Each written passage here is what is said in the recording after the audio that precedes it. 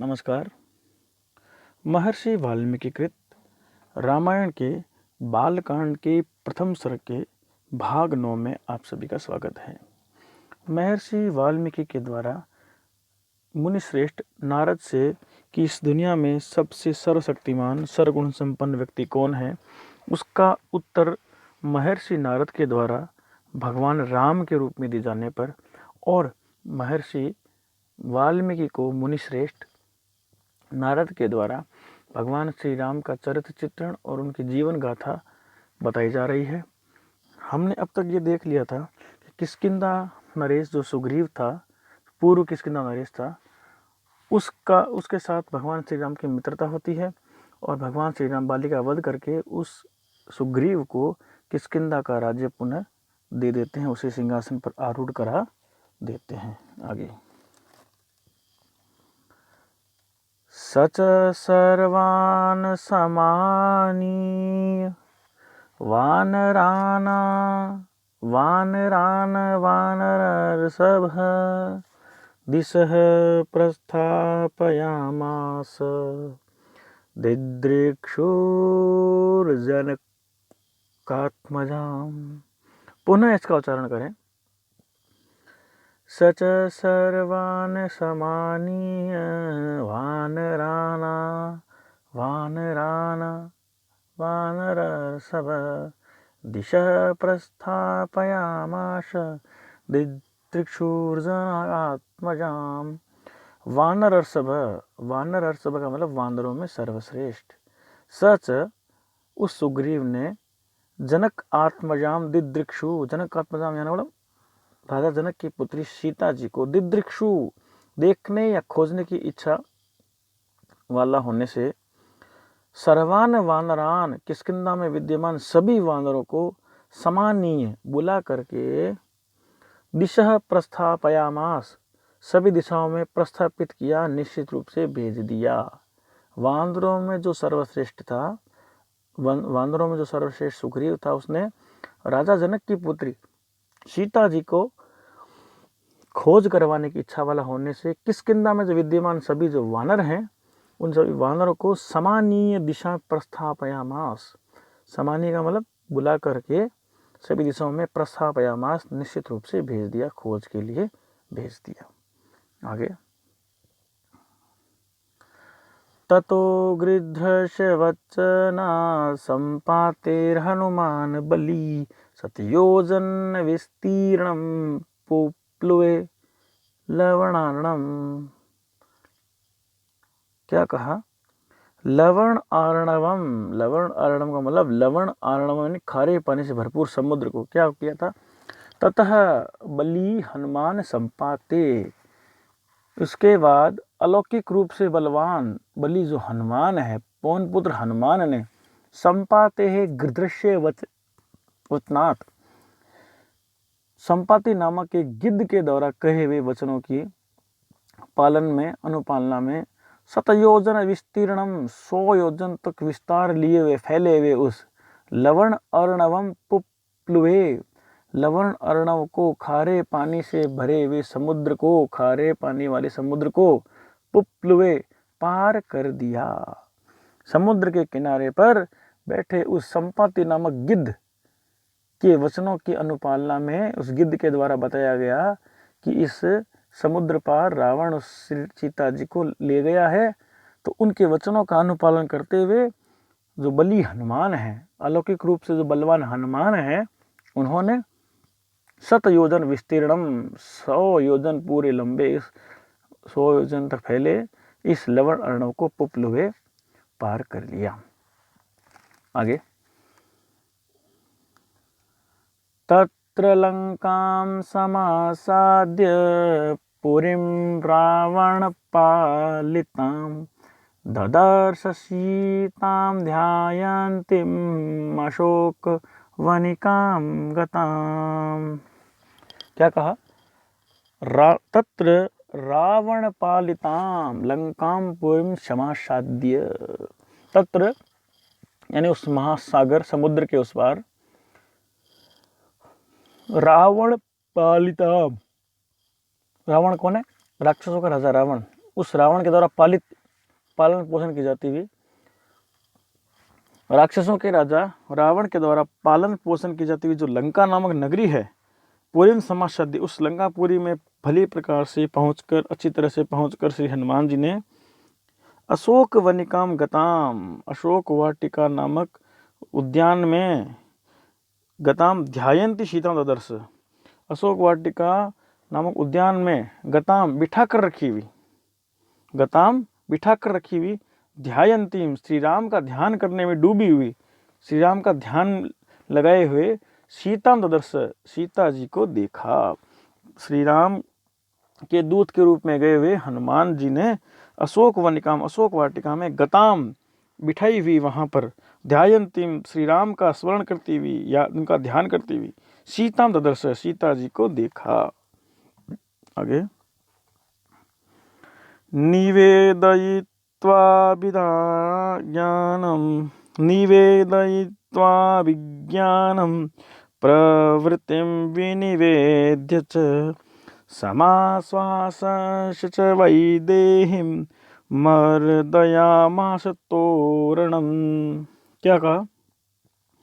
अभिज्ञानम निवेदयित्वा, अभिज्ञान का मतलब हुआ पहचान के रूप में, श्री राम के द्वारा जो दी हुई मुद्रिका थी, उस अभिज्ञान को निवेदयित्वा, उसका निवेदन करके, पहचान के रूप में श्री राम के द्वारा दी हुई उस मुद्रिका को निवेदयित्वा, निवेदित करके, समर्पित करके, प्रवृत्तिम च विनिवेद्य, और श्री राम और सुग्रीव की मित्रता से संबंधित समाचार को विनिवेद्य, विस्तार से कह करके, प्रवृत्तिम, उस मित्रता को, मित्रता किसकी थी? श्री राम और सुग्रीव जी की।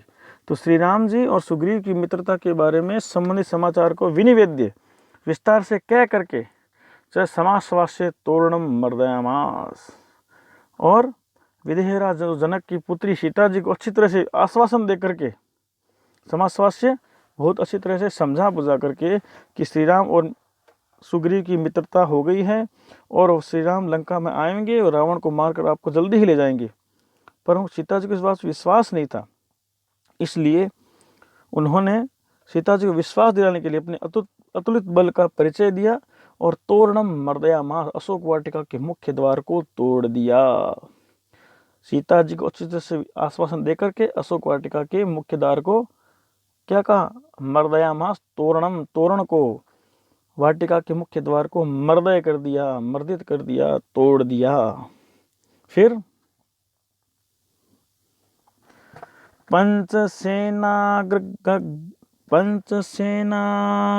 पंचसेनाग्रगान् हत्वा सप्तमन्त्री सुतानपि शूरमक्षञ्च निष्पेष्य ग्रहणं समुपागमत्। क्या कह रहे हैं? पंचसेना अग्रगान, रावण की जो सेना के आगे आगे गमन करने वाले 5 सेनापतियों को, पंच सेना अग्रगान, उन 5 सेनापतियों को, सप्त मंत्री सुतान, और 7 मंत्रियों को, पुत्रों को भी हतवा, मार करके, शूरम अक्षम च निष्पिष्य, और अत्यधिक शूरवीर अक्ष को निश्चित रूप से पीस करके, और ग्रहणम समूह उपागतम, ब्रह्मास्त्र के बंधन को सम्मान पूर्वक प्राप्त कर लिया। हनुमान जी ने जो कि अपने भाई का जो मृत्यु से बौखलाकर आवेग में जो मेघनाथ आया था, उस मेघनाथ के द्वारा उस फेंके हुए या प्रयोग किए हुए ब्रह्मास्त्र का हनुमान जी ने सम्मान करते हुए ब्रह्मा जी का, और उस ब्रह्मास्त्र में अपने आप को समर्पित कर दिया। आगे,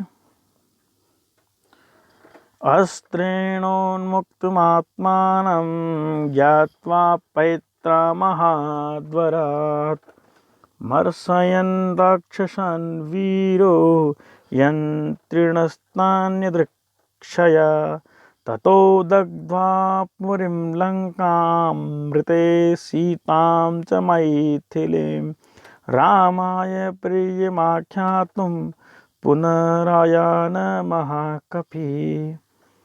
वीर महाकपि, अत्यंत पराक्रमी और महान जो वानर श्रेष्ठ हनुमान जी हैं, पैतामहात वरात, ने पितामह ब्रह्मा जी के द्वारा दिए गए वरदान के कारण अस्त्रेण आत्मानं यदृक्षया उन्मुक्तं ज्ञात्वा, उस ब्रह्मास्त्र के बंधन से अपने आप को स्वयं की इच्छा से मुक्त हुआ जानकर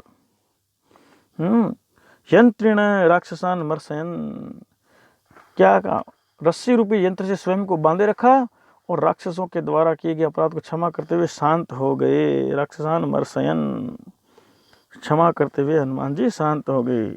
तथा च मैथिलीम सीतामृते, उसके बाद मिथिला के राजा जो जनक है उनकी पूरी सीता जी को छोड़कर लंकाम पुरीम दग्धवा, उस पूरी लंका नगरी को जला करके रामाय प्रियम आख्यातम पुनः आया, श्री राम जी के लिए अत्यंत प्रिय लगने वाले संदेश को कहने के लिए पुनः लौट आए। महर्षि नारद जी कहते हैं कि हनुमान जी ने ब्रह्मास्त्र में अपने आप को बांधे रखा तो मेघनाथ समझा कि मेरी विजय हो चुकी है, जबकि वास्तविकता ये थी हनुमान जी को ब्रह्मा जी ने वरदान दे रखा था, यदि तुम्हें कोई बांध भी दे दे तुम्हें कुछ करने की आवश्यकता नहीं है, मेरे आशीर्वाद से जब भी तुम बंधन मुक्त होना चाहोगे तब हो जाओगे। इस वरदान को याद कर हनुमान चुप रहे और मुक्ति का कोई प्रयत्न नहीं किया। हनुमान जी ने अपनी पूंछ में आग लगवाकर पूरी लंका नगरी को जला दिया। अग्निकांड में केवल अशोक वाटिका में विराजी मिथिला के राजा जनक की पुत्री सीता जी अछूती रही। इस प्रकार अलौकिक शक्ति का परिचय देने वाले हनुमान जी ने दोबारा से ऋषिमुख पर्वत पर श्री राम जी को अत्यंत प्रिय लगने वाले ये समाचार देने के लिए आ गए कि सीता जी पूर्णतः कुशल हैं और रावण के बंधन से मुक्त करवाने के लिए प्रयत्न करना चाहिए। ऐसा आगे, शोभिगम्य महात्मानं कृत्वा रामं प्रदक्षिणं न्यवेदयद्मेयात्मा दृष्टा सीतेति तत्त्वतः। सह अमेयात्मा, अमेयात्मा का अर्थ असीम धीरज वाले, उन असीम धीरज वाले हनुमान जी ने महात्मा की तरह निवास करने वाले, उस असीम धीरज रखने वाले हनुमान जी ने महात्मानम रामम, महात्मा की तरह निवास करने वाले श्री राम के पास अभिगम्य जाकर के प्रदक्षिणम चक्रत्वा, उनकी परिक्रमा करके तत्वतः सीता दृष्टा इति निवेदयत, मेरे द्वारा वास्तविक रूप से साक्षात सीता जी को देखा गया है, इति निवेदयत, इस प्रकार से निवेदन किया गया कि मैंने सीता जी का दर्शन कर लिया है। ऐसा निवेदन किसने किया? भगवान श्री राम के सामने, महात्मा श्री राम के सामने अमेय आत्मा उन हनुमान जी ने, धैर्य धारण करने वाले, धीरज रखने वाले हनुमान जी ने। और क्या कहा?